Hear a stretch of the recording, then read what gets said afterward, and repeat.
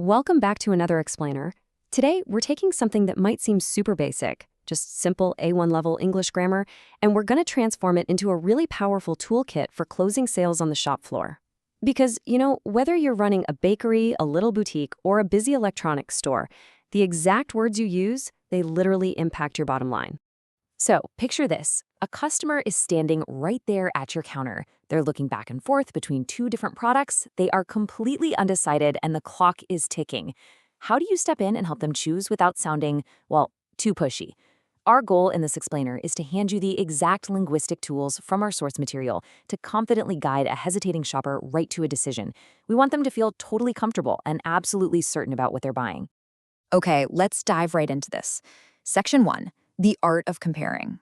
So, the very first phase of a successful customer interaction, especially when they're stuck, is setting up a really basic comparison to make their choices crystal clear. For short adjectives, the golden rule in English is simply adding ER to the end of the word. It's really that easy. If they're looking at their options, you can just point and say, this one is cheaper. Pointing at a display. Try saying, the red box is smaller. Or, hey, if you sell electronics and someone needs a cable, this charger is faster. We're just taking these short, punchy words and applying them immediately to the products so the differences are obvious to the buyer.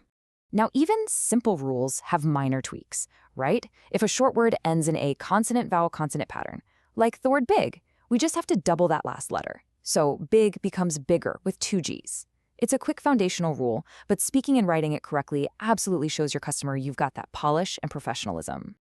And this builds even further when we hit the exceptions. In sales, you definitely need to know the exceptions. For instance, good doesn't become gooder. No way. It transforms entirely into better. And bad becomes worse. You aren't just tacking on a couple of letters here. You're using a whole new word to get your point across. Imagine a customer holding two bottles, completely unsure of which one to take to a dinner party. You step in and smoothly say, this wine is better quality. Think about how that irregular comparative sounds in a real, confident shop recommendation. Dropping the word better instantly elevates that product in the customer's mind. It's concise and it's highly authoritative. But the absolutely crucial point here is how we actually link these two items together in a single sentence. The word than is your essential bridge. The blue shirt is cheaper than the white one. See? It perfectly connects those two products in the customer's mind, making the comparison direct and undeniably clear. Moving right along to section 2, keep it smooth and simple. Okay, once you've established that initial comparison, we're in the middle of a sales interaction.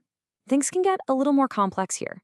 The customer is asking questions, they're weighing their options, and we need our English to sound smooth and natural to keep their trust.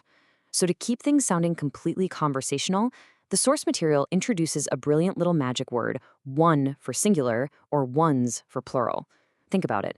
If you keep repeating the product name over and over, this shirt is cheaper than that shirt, but that shirt is bluer than this shirt, your pitch starts to sound incredibly clunky, like a robot. Dropping in this simple pronoun instantly fixes that. Let's actually see this in action. A customer says, I like this bread. You reply dynamically, that one is fresh, but this one is organic.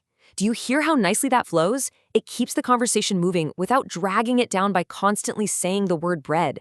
It sounds like a natural, helpful chat, not some rehearsed sales script. But what if you want to add more persuasive details without completely overwhelming the customer? Well, we need simple connecting words. Words like but and also. These let you stack information and guide the buyer's logic effortlessly. It shows you really understand the nuance of what they need, and you can offer balanced advice. It is smaller, but it is stronger. Now, this is a brilliant sales tactic. You take a potential negative or limitation, like it being smaller, and you use the connector but to perfectly pivot right into a major selling point. You're acknowledging their observation, sure, but then immediately turning it into a reason to buy. Which brings us to section 3, closing the sale. We've reached the climax of our explainer and honestly, the climax of your interaction on the shop floor. The customer has the facts, they've compared the items, but maybe they're still just a little bit on the fence.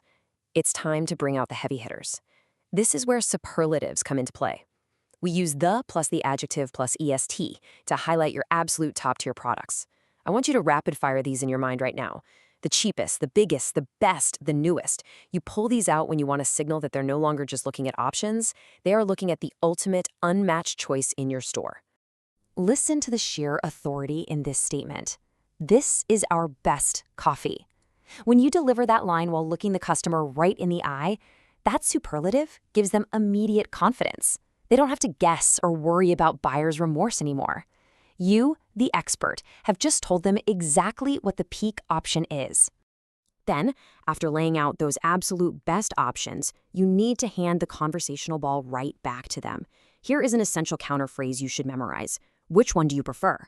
This is fantastic because it gently forces a decision. You're not demanding that they buy anything. You're simply asking for their preference, and that naturally moves them right toward the register.